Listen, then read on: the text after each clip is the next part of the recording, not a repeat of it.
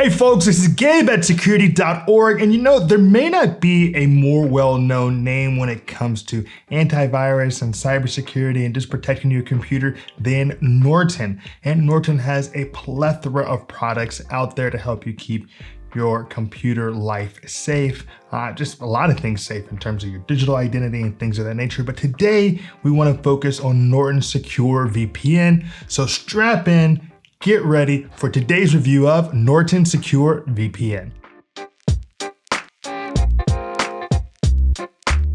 In today's look at Norton Secure VPN, I want to go over what I liked and didn't like about my experience, what I think really stands out about Norton Secure VPN. I want to talk about the core features, things like servers, protocols, encryption, things of that nature. And I'm just going to talk about how fast it was for me, because ultimately that's really important to all of us in terms of you being on the internet, is how fast is it at any given time as compared to what we would get without using the VPN. And then I just want to talk about the mobile application and round up my thoughts on Norton Secure VPN. So to begin with, let's talk about what I liked about my experience with Norton Secure VPN. Now, right off the bat, it really is easy to just connect. That's always useful. You don't want to have this long period. You don't want it to be, complicated. You want to just be able to hit quick connect and you're in there. If you want to choose from the servers and jump in, you can do so. Now, what I didn't like about Norton Secure VPN is the fact that they are pretty upfront about what they track, and it's a little bit more than what we are accustomed to. So yes, they have the no logging data policy, but we know that that doesn't mean exactly what we think they mean. But at least with Norton Secure VPN, they're pretty honest about the things that they track and don't track, and that's something you'll be able to check out when we release our full written review on Norton Secure VPN. Additionally, they do not make any of their audits public, so they do have auditing by third parties, but they do not make that available to us. So I'd really love to see a transparency report from Norton Secure VPN. Now, what stands out about Norton Secure VPN? And I think the main thing is the fact that it's really a part of this Norton 360 ecosystem. I mean, there's just so many pieces to it. I mean, not only do you have this VPN, of course, but you've got the partnership with LifeLock. So you got identity theft services, you have antivirus software. They just bring so many things. In fact, it's almost overwhelming the number of different services and products that you're going to get with Norton 360, and Norton Secure VPN is just one of those.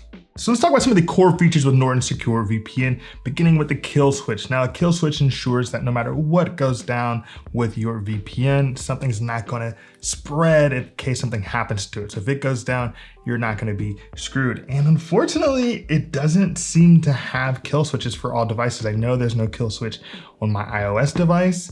I also know that there's no kill switch on my Mac, and it does seem like they do have a kill switch. We tested it on Android, but you would really like to see kill switches, for some of the more popular devices out there. I know that I think more of the world still has Android than iOS, and that's fine. I have both, but it would be great to see that capacity, that ability, that capability on all devices with Norton Secure VPN.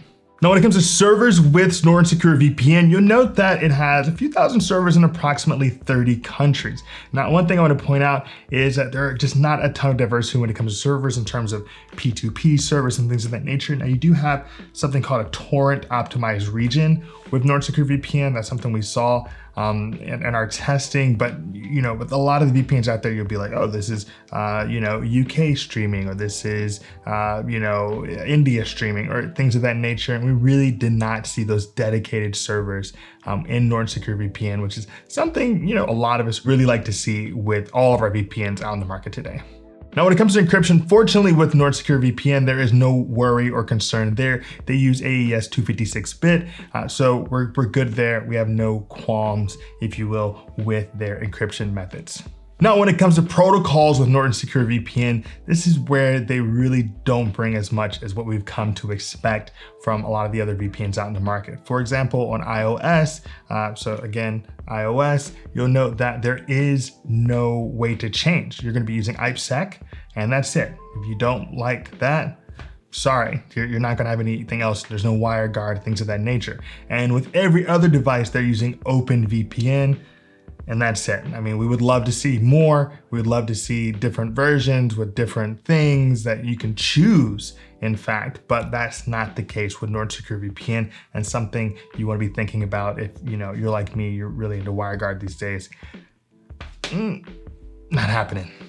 Now, I talk about WireGuard because it's fast, it's secure. So let's just go into the speed test. And I just want to go ahead and be clear right off the bat that I try to take all these speed tests within the same period of time and try to basically get it measured against how my speed is doing for that day. Now, typically I have pretty quick speeds, but today I did not. So I'm going to give you my base speed first so you understand what I was dealing with. And then I'm going to show you how Norton Secure VPN basically compares to that base speed throughout the various regions that I decided to go with.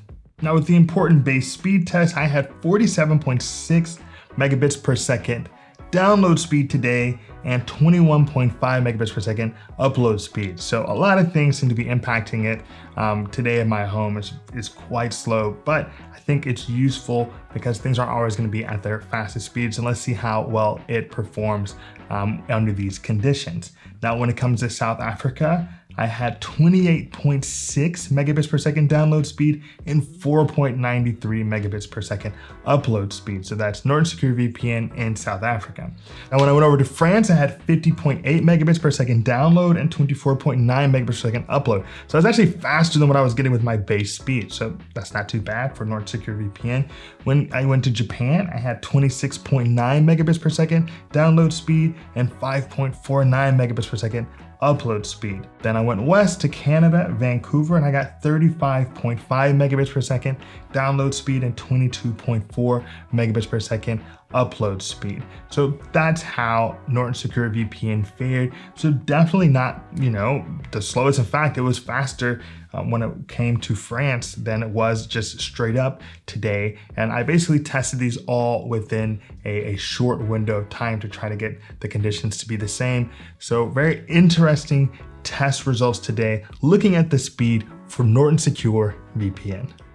All right, so let's go over the overall experience in the mobile application for iPhone with Norton Secure VPN. And remember that all of these devices have some distinctions between them. So when it comes to iOS, which is maybe the most popular one now in the US, are we there yet?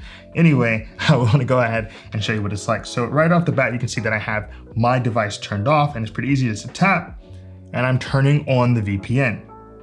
Now I'm connected and I am in Australia. So this is great. I'd had problems earlier with Australia, so I'm glad to see that it's back on and popping and I don't have to worry about it. It tells me I'm protected, my device is hidden, and things of that nature. Now, what if I just wanted to turn it back off? Tap again, and I'm out of Australia. Now, if I wanted to see what options were available to me across the board, that bottom corner, you'll note I can go over and you'll see the various regions. So you can do an auto select region, you can do Australia, Belgium, Brazil, Denmark. So now I'm connecting to Denmark, and voila, now I'm in Copenhagen.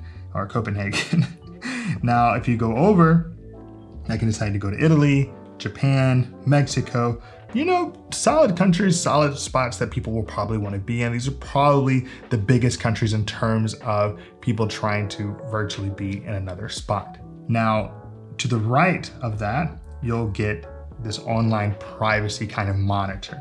So it kind of lets you know what's going on in terms of your results, lets you know that you're using your ad blockers or ad trackers are being blocked, those types of things, which is really useful. Because with iOS, of course, you have now ad trackers being blocked to some extent. You can basically opt into that, but it's nice that with the Norton Secure VPN, you can buttress that on your iOS device.